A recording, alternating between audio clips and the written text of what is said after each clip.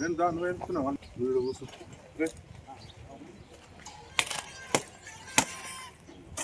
గారు మళ్ళీ councillor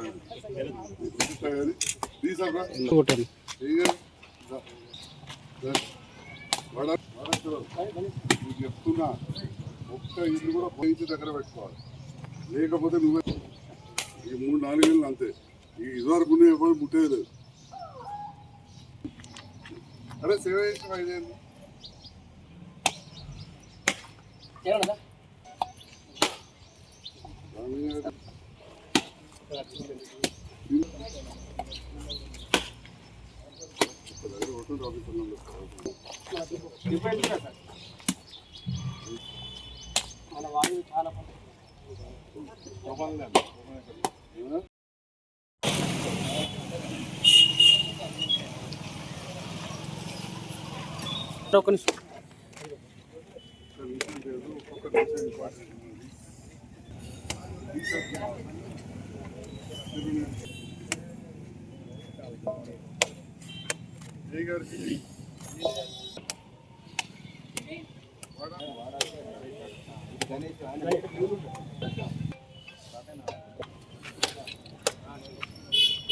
madam లేరా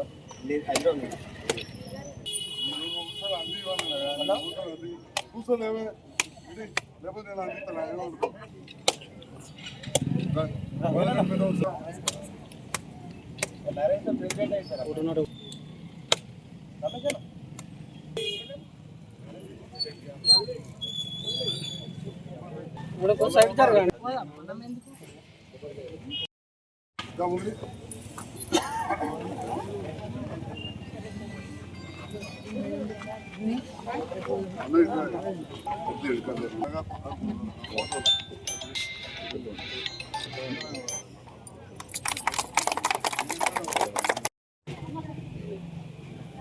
ఏడు 8వ వార్డు అభివృద్ధి పనులకు ఇచ్చేసినటువంటి గౌరవ గారికి మరియు మాజీ చైర్పర్సన్ వీరి నాగభూషణం సార్ గారికి, కౌన్సిలర్ గారు 8వ వార్డు కౌన్సిలర్ గారికి, మరియు ఇక్కడికి చేరి వచ్చినటువంటి మా మిత్రులందరికీ, మాజీ కౌన్సిలర్లందరికీ, 7వ వార్డు ముఖ్యంగా 7వ వార్డు నాయకులకు, కార్యకర్తలకు అందరికీ సమీపంలో ఉంది కనుక ఈ రోడ్డు ఎన్నోసార్లు మేము చాలాసార్లు సార్ను రిక్వెస్ట్ చేయడం జరిగింది. సార్ మమ్మల్ని ఖచ్చితంగా మీకు చేస్తా అని చెప్పి మాట ఇచ్చిండు. ఎలక్షన్ టైంలో కూడా ఈ రోడ్ చేస్తా అని మాట ఇచ్చిండు. ఖచ్చితంగా చేసి మేము లాస్ట్ టైం కూడా 7వ వార్డు ప్రోగ్రామ్ లో కూడా నేను స్పెషల్ రిక్వెస్ట్ కూడా చేయడం జరిగింది. ఇది ఒక్క రోడ్డు మాత్రం చేయాలి సార్ అని చెప్పేసి అని. ఇది చేసినందుకు సార్ మీకు ప్రత్యేకంగా ధన్యవాదాలు సార్ ఈ రోడ్డు పెట్టినందుకు. అలాగే గత 5 సంవత్సరాల నుండి మన 7వ వార్డులో ఒక 27 రోడ్లు వేయడం జరిగింది. ఇంచుమించు 90% ఇంకా రోడ్స్ అన్ని కంప్లీట్, ఈ రోడ్ తోటి మొత్తం అన్ని కంప్లీట్ అయిపోతాయి. చాలా సార్ థ్యాంక్స్ సార్, మేము అడిగింది ప్రతిదీ కూడా ఇచ్చినందుకు ప్రత్యేకంగా ధన్యవాదాలు తెలియజేస్తున్నాం సార్. ముఖ్యంగా 7, 8 అంటే మా తిరుమలన్న ఏ రోజు కూడా సార్ ఒక నిమిషం సార్, మనకు చేసిన అభివృద్ధి గురించి సార్. 7, 8 తిరుమలన్న కూడా ఎప్పుడు కూడా మాకు విభేదాలు లేకుండా ఏ రోజు కూడా తిరుమలన్న పెద్దోడు గౌరవంగా అన్న ఇది చేద్దామంటే తమ్మి ఓకే అని చెప్పేసి అని కలిసిమెలిసి చాలా అభివృద్ధి పనులు చేసినాం. చాలా థ్యాంక్స్ సార్, మీరు కూడా సహకరించినందుకు.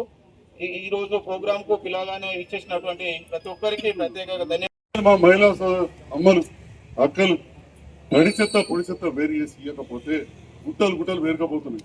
ఈ వాడకట్టుకెళ్ళి ఎంతో మంది డబుల్ బెడ్రూమ్లకి ఆ పేదోళ్ళ దగ్గర పడ్డాయి. వాళ్ళు ఆడిస్తారో రేపటి ట్రాక్టర్ రానియకపోతే ఏం చేస్తారు? మీ దగ్గరే ఉంటుంది. ఇప్పుడు ట్రాక్టర్ అటుగా ఈ ఆటోనే రానియకపోతే తిమ్మాపూర్లో రొల్లి కాలేదా? నేను ఎత్తగొడుతున్నాను అనుకున్నాను. తిమ్మాపూర్లో రోడ్డు కట్ట ముసలేదా? నల్లగుట్ట కాడ మొత్తం అయిందని ఇక పోలీసు వాళ్ళు వచ్చి కొట్టాలా? అసలు ఆ పరిస్థితి ఎందుకు రావాలి? నేను చెప్పిన కమిషనర్ గారు అదే చెప్తుంది. మన పరిశుభ్రత ఇంట్లో ఉంచుకుంటామో రోడ్డు మీద కూడా అట్లే ఉంచాలి. అసలు ఇంట్లోకి వెళ్ళే షురు కావాలి. బయట చెత్త వేరకపోతుంది మన పట్టణంలో అని. లేకపోతే హైదరాబాద్ లో జవహర్ నగర్ చెత్త అంటే చాలా ఘోర పరిస్థితి. మీరు మార్కెట్ పోతే ఖచ్చితంగా గుట్టవాడు పోవాలి. నిలబడి చెప్పిన నేను పోతుంది గడవక మార్కెట్ ఆ బండలు ఉన్నాయి ఎంట్లో పడిపోతుంది. నా సర్కార్ పనులు అది బాగా తిరుగుడు సైకిల్ మార్కెట్ పోతుంది టవర్ కాడ మహిళ అనే దగ్గర అవుతుంది. ఇప్పుడు ఏం చెప్తారు? గుర్రు మా భాస్కర్ పోతాడు ఇటు ప్రయోజనం కొట్టు ప్లాస్టిక్ కవర్ వేసిస్తారు, దాన్ని బండి తొలగేసుకొని వస్తారు. అలా వాకింగ్ చేసి వచ్చినాక ఏమవుతుంది? అన్ని వండి బీరకాయ పొట్టు వంకాయ తొడలు తినక బియ్యం లాంట్లు ఇవన్నీ ఆ ప్లాస్టిక్ కవర్లు వేసి ఇక చెత్తబుట్టలు వేస్తారు. అది తీసుకుపోయి మా సఫాయి అన్న ఇక ఆడబడేస్తారు. ఆ ప్లాస్టిక్ అది లోపల కరగదా కాలదా మురుగదా గుట్టలు వేరుకపోయి రేపటి పరిస్థితి ఎండాకాలం వచ్చినాక అగ్గి పెడతారు. ఆ పొగ అంతా రేపు పేదవాళ్ళ ఇళ్ళలో పోతుంది. ఆ పొగ పేదవాళ్ళ ఇళ్ళలో పేదకి రాణిస్తారమ్మా. ఈ విషయాలు రెండు గమనించుకోవాలి. టౌన్ ప్లానింగ్ విషయంలో కానీ శానిటేషన్ అభివృద్ధి విషయంలో రాజే లేదు. ఈ ఉమ్మడి జిల్లాలో అత్యధిక నిధులు వచ్చిన పట్టణం కనబడుతున్నట్టు పని చేసుకుంటూ పోతే, కానీ అప్పుడప్పుడు 5-5 లక్షల టెండర్లు పెట్టుర్రు, 10 లక్షల టెండర్లు పెట్టుకుంటారు. మా మొగిలో 20 లక్షలు పెట్టినా అరే 2 ఎక్కల బిల్డింగ్లు పెడదాం అంటే కదా రోజు ఇదే పని అంటున్నాడు. పక్కకు తనే ఉన్నాడు ప్రెస్ మీట్ లో. కాబట్టి దయచేసి చెప్పేదంటే అభివృద్ధిలో ముందుండాలని నేను గౌరవ ముఖ్యమంత్రి రేవంత్ రెడ్డి గారితో పనిచేస్తాను. విమర్శలు వచ్చినాయి. అసలు విమర్శించిన వాళ్ళే అంతకుముందు ఆకర్షించిన వాళ్ళు కదా, అంతకుముందు ఎర్రపాటిలో తీసుకున్న వాళ్ళే కదా. దాన్ని కూడా పట్టించుకోండి. మీరు పట్టించుకుంటే అప్పుడు బాధపడదు. మీరు పట్టించుకోవద్దని కోరుతున్నారు. ఎందుకంటే పని చేయాలి మీరు. నిజంగా కూడా మీరు పట్టించుకుంటే గిట్టమని వస్తారా? 10 నెలల. కాబట్టి పోయినందుకు దాన్ని సార్థకం చేసుకున్నాం. డబుల్ బెడ్రూమ్ దగ్గర మాట్లాడితే డబుల్ బెడ్రూమ్ అంటే ఇవ్వలే. డబుల్ బెడ్రూమ్ దగ్గర బెడ్రూమ్ మనవి కదా. ఎందరు పోయినా మన దగ్గర 170 ఇంటూ 3 వేసినా ఎంతమంది చెప్పారు? 500 మంది. ఈ దగ్గర 200 మంది, 500 మంది. మరి ఈ ఏరియాకలే 1000 మంది పోయి, మరి అదంతా మనలే కదా. అలా నీళ్ళు వద్దా, కరెంట్ వద్దా, సాయంకాలం వద్దా? మరి అవన్నీ చేస్తాం కదా. ఇప్పుడు పోతున్నారు. మనని చెప్పిన కమిషనర్ తొందరగా బుగ్గలు పెట్టేయాలి, లైట్లు పెట్టేయాలి, కనీసం మళ్ళీ ఎన్నో పిలుస్తున్నారు టెండర్. తెలిసిన టెండర్ వాళ్ళకి చెప్పండి. సందులలో కొద్దిగా చీకటి అంటున్నారు. అన్నిటికీ లైట్లు పెడతారు. ఇవాళ మీడియా ద్వారా కూడా తెలవాల్సిన అవసరం ఉందని చెప్పి కూడా తెలియజేస్తూ, కొన్ని చిన్న సమస్యలు ఉన్నాయి. ఎవరైనా వ్యక్తిగతంగా ఎవరిని ఉద్దేశించి మాట్లాడిన మాటలు కావు. అవసరం కూడా లేదు. అందరూ నాకు మిత్రులే. ఎవరికైనా మనసు నొచ్చుకుంటే క్షమించాలి. కానీ ఇది ఉన్న విషయాలు ఉన్నది చెప్పిన. ఎందుకంటే చాలా అస్తవ్యస్తం ఉండేనా. మాస్టర్ ప్లాన్ లో రోడ్డు కాంతి భవన్ ముందడికి వెళ్ళి, వైశ్యభవనంకి వెళ్ళి, ఇంకా పోషమ్మ గుడి కాడికి వెళ్ళి నిజామాబాద్ రోడ్డు. అది సాధ్యమేనా చెప్పండి? వైశ్యభవనం కూల కొట్టుకున్నారు, చౌకర్లు పర్మిషన్ రకాలు పెట్టుకున్నారు. నేను వచ్చినాక అది క్లియర్ చేసినా వాళ్ళకి రోడ్డు లేదంటే గది దిగడానికి 30 ఏళ్ళు పట్టింది. 30 ఏళ్ళు. కృష్ణనగర్లో అట్లనే 2 రోడ్లు. మౌలిక వసతులు అనేవి ముఖ్యం. కరీంనగర్లో మౌలిక వసతులు పెంచుట్ల కరీంనగర్ డెవలప్ అయింది. జైత్యాల కూడా కరీంనగర్ సమానం. అది పురాతన మున్సిపాలిటీ. అందరికంటే ముందుగా కాలువలు వచ్చినాయి, ఈడ పైసలు వచ్చినాయి, రైతులకు పైసలు వచ్చుట్ల కూలీలకు తప్పిస్తే దుబాయ్ మస్కట్ పోయి సంపాదించుకొని వచ్చిన పైసలు. ఇవన్నీ వాస్తవాలు. ఇక్కడ ఇంత పెద్ద కమాండ్ ఏరియా ఆఫీసు కాడ, ఇక్కడ చలియల్ ఫామ్, మరి అవన్నీ కూడా 80 కంటే ముందు 70లలో అయినాయి. ఇక పాత రాజకీయాల పోతే నా కుటుంబం ఏందో అందరికి ఎరికేడ బాగానే మంది పెద్దలు, లేకపోతే లింగరాబాబా చోటలు అడుగు చెప్తారు. మరి ఆ నిరంతర ప్రక్రియలో ఈ జైత్యాల అభివృద్ధి ఎవ్వరు చేయలేదంటే నేను ఒప్పుకోను. అందరూ చేసారు. రమణ చేసాడు, ఇంకోళ్ళు చేసాడు, పెద్దవాళ్ళు చేసాడు, అందరూ చేశారు. ఎంపీలు కూడా గెలిచి ఎంపీలు కూడా చేస్తారు. రైల్వే స్టేషన్ యూనివర్సిటీ ఫౌండేషన్ ఇస్తే, విద్యాసాగర్ కరీంనగర్ దగ్గర ఇస్తే, కేసీఆర్ గారు జైత్యాల ఇంకోళ్ళు ఇంకా కొద్దిగా ముందడు తీసుకుపోయారు కాగితమ్మయాలో. అరవింద్ గారు ఇంకా కొంచెం మంచిగా చేస్తారు. ఇది నడుతూ ఉంటుంది. కానీ మనం ఇక్కడ బాధ్యతగా నేను వార్డ్ ఆఫీసర్ చెప్తున్నా, ఎవరైనా కానీ రోడ్డుకు సెంటర్కి వెళ్ళి 15 ఫీట్ల లోపల కుర్తీలు కట్టడం మొదలు పెడితే నువ్వు బాధ్యత వచ్చి రిటర్న్ కంప్లైంట్ చేయాలి టౌన్ ప్లానింగ్ వాళ్ళకు, కమిషనర్ గారు. ఇక పాత గులో కొట్టు పని పెట్టుకోదలుచుకోలేదు, కానీ కొత్తవి ఖచ్చితంగా ఉండాలి. లేకపోతే ఎట్లా కడతామంటే మోర ఎట్లా కడతాము, స్తంభం ఎట్లా వేస్తాము. చాలా బాధ అనిపిస్తుంది. ఇప్పటికి కూడా దాదాపు 14 జోన్లలో శంకురాపల్లి మన గంగవల్వాడు మన బీకేపీ ముందట తలవాడే కొండాల ముందట ఇట్లా 14 ఏరియాలలో పర్మిషన్ లేకపోతే వాళ్ళు బస్ స్టాండ్ కూడా పెట్టాలంటారు.